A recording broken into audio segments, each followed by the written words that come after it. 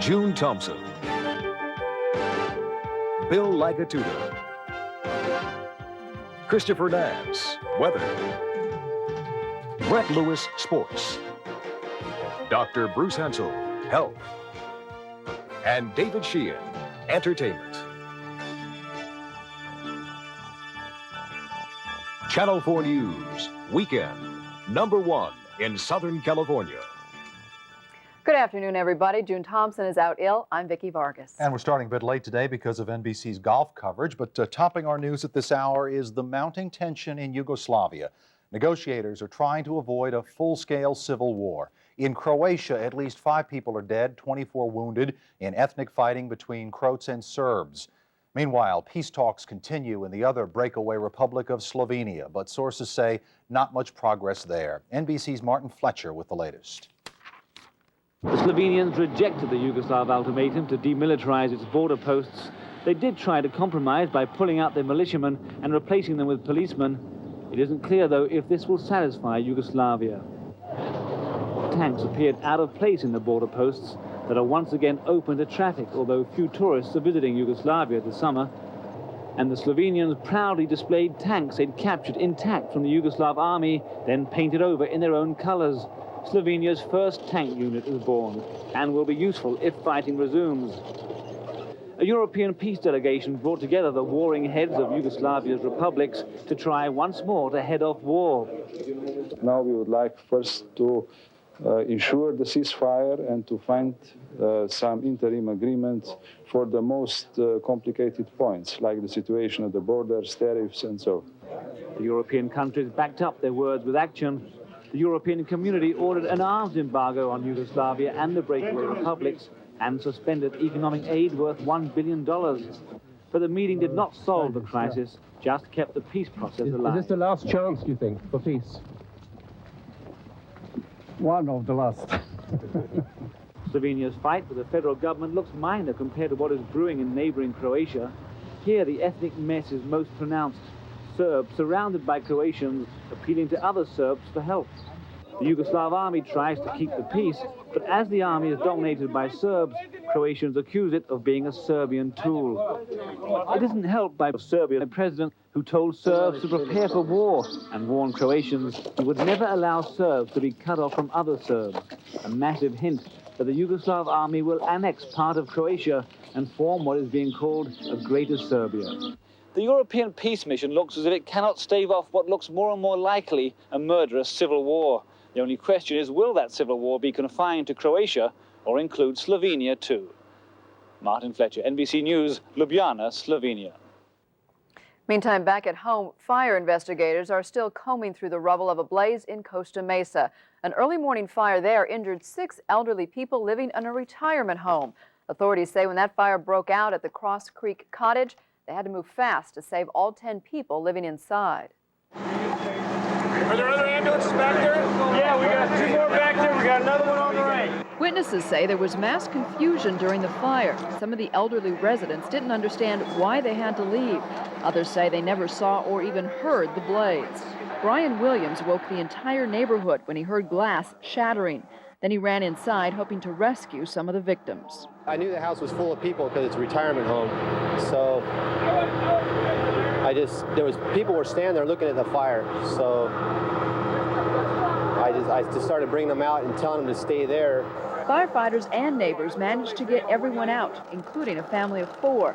But all of the senior citizens were taken to local hospitals where they were treated for smoke inhalation. There's an old man, and he wouldn't come out. We were dragging him out, and the smoke just got really, really thick. And we were out, we moved to the side, and we had to bust the gate down to get out, and there was an old lady that we got out. By daybreak, friends and co-workers tried to salvage what they could: clothing, furniture, even food. But the 6-bedroom house had been gutted. According to investigators, the fire started in a laundry room. Fire officials say, as far as they can tell, there were smoke alarms inside the house. But keep in mind, they say, smoke alarms were designed to do one thing: detect smoke. This was a very hot fire. We're suspecting that it flashed in the structure, and when it flashed, it could have taken out the smoke detector and destroyed it before it had a chance to register smoke. Neighbors say there were other problems. A side gate had been nailed shut, making it tough to get some people out. The smoke was so thick, one man says he couldn't see his hand in front of his face. And at this hour, investigators say they still don't know what caused that fire. As for the elderly residents, the owner says they will all be placed in other care homes throughout Orange County. And beginning tomorrow, things are going to get a lot tougher for LA County firefighters. Budget problems will force cutbacks at some stations, and firefighters say this could be dangerous. Here's Channel 4's John Marshall. LA Fire Department Rescue Ambulance 13 answered the call. A head-on collision at Normandy in Venice, 9 blocks from Fire Station 13. Tomorrow, RA 13 will be parked as the so-called rolling brownouts begin. If this accident had happened tomorrow, paramedics would have responded from Fire Station 11 near MacArthur Park, about 27 blocks away.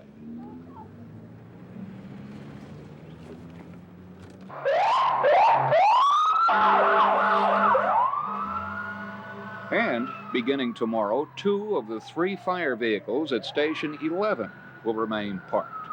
The hook and ladder truck and a fire engine will remain out of service in the station as the Los Angeles Fire Department juggles its people and equipment to meet the 10% budget cutback ordered by the City Council.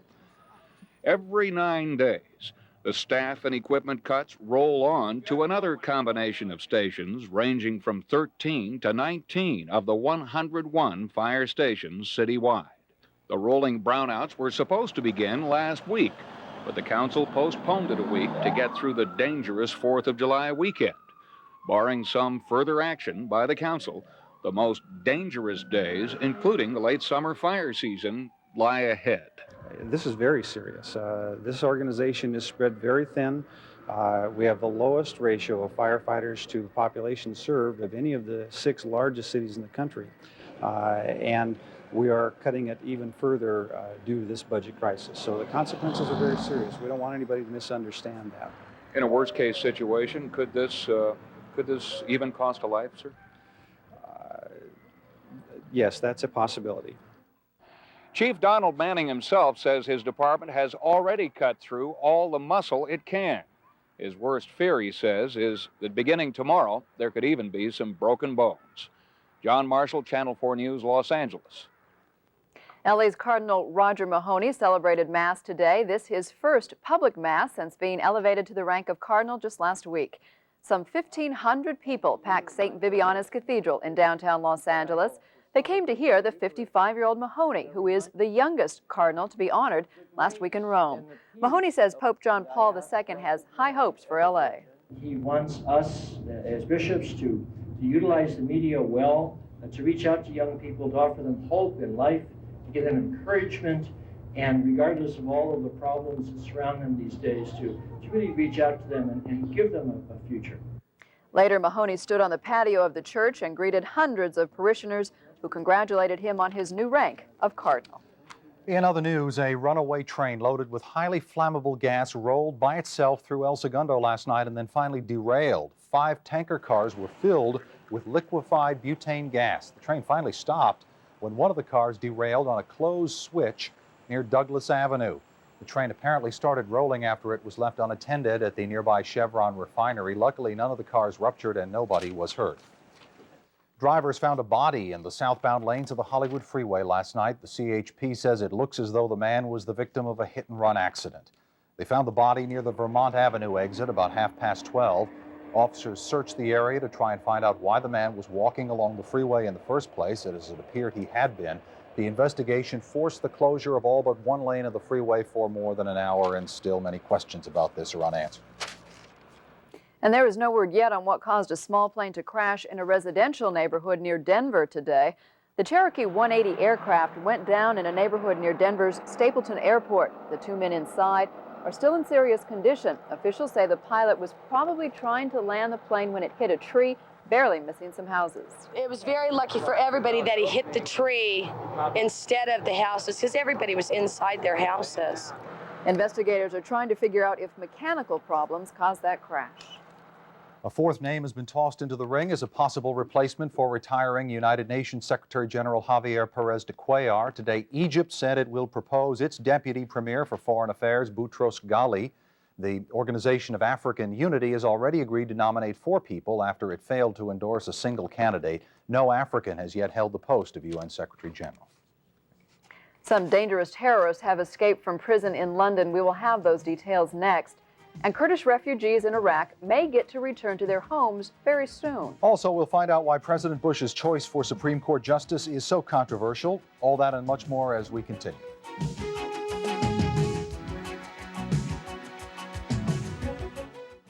Their tears can choke you up or even make you cry. This weekend, Entertainment Tonight exposes how actors draw you in with their secrets to crying on cue. It's able to come depending on what I use. Then that mischievous little monster is back, but this time Junior's got a partner in crime, and you'll meet them both. Plus, she's pumped up and primed. Find out how Linda Hamilton got herself ready for Terminator 2. You keep going, and your muscles hurt. It's all this weekend on Entertainment Tonight.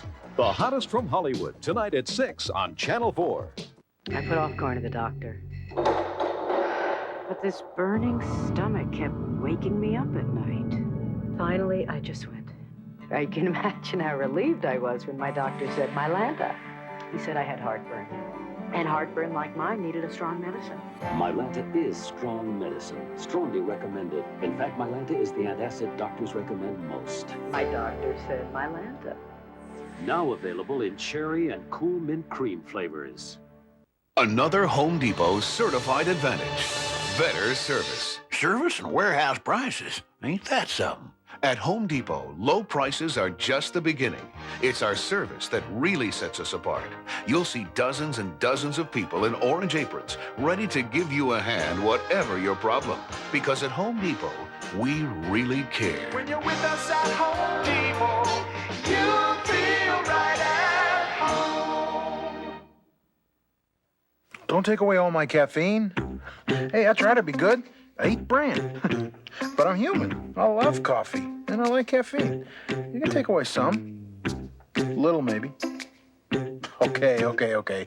Take half. New Hills Brothers Perfect Balance Coffee.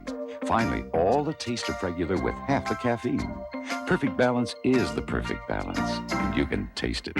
I'll give up the other half in my next life. You come on like a dream. Weight Watchers Double Fudge Cake. Dark chocolate cake, rich chocolate filling, chocolate whipped topping. It's a dream come true from Weight Watchers. Questions about whether Iraq is hiding some of its nuclear arsenal may finally be answered later this week. A UN inspection team revisited 2 nuclear sites today. This just 2 days after Saddam Hussein promised to cooperate. The inspectors aren't saying exactly what they found there, but the team will issue a report at the end of the week. And that report could determine how the U.S. and its allies respond to the charges that Iraq has been hiding nuclear weapons-making equipment.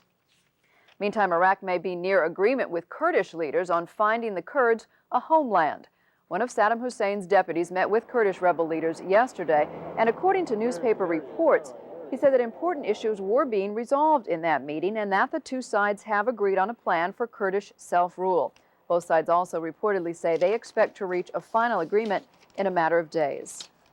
British police have mounted a major search for 2 dangerous Irish Republican Army suspects who escaped from a prison in London. The 2 suspected terrorists were being held on attempted murder charges.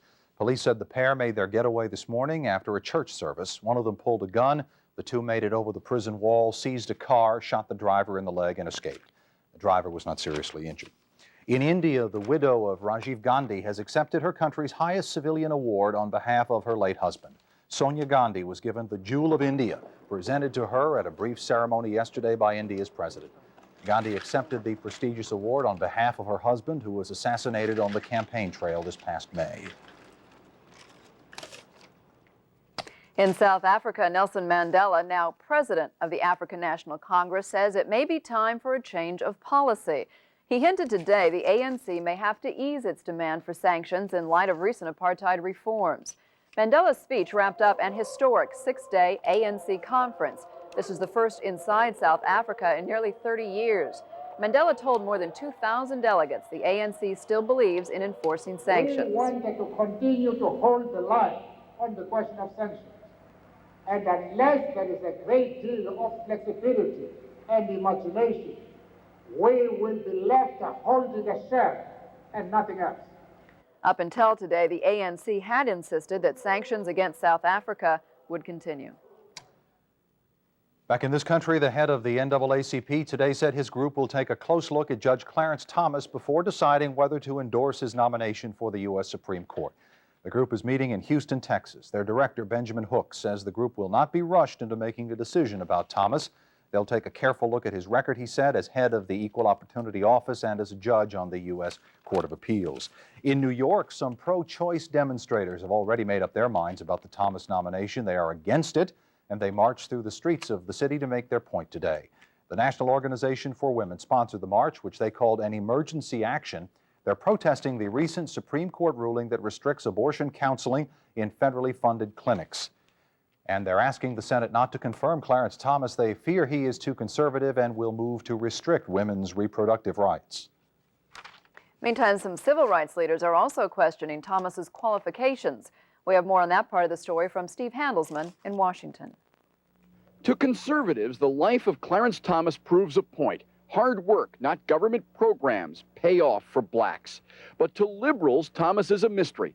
How could he grow up poor in the South, endure racist taunts in school, believe as a man that blacks are never seen as equals by whites, but mature into a conservative lawyer and judge who says affirmative action programs create a narcotic of dependency, not an ethic of responsibility and independence.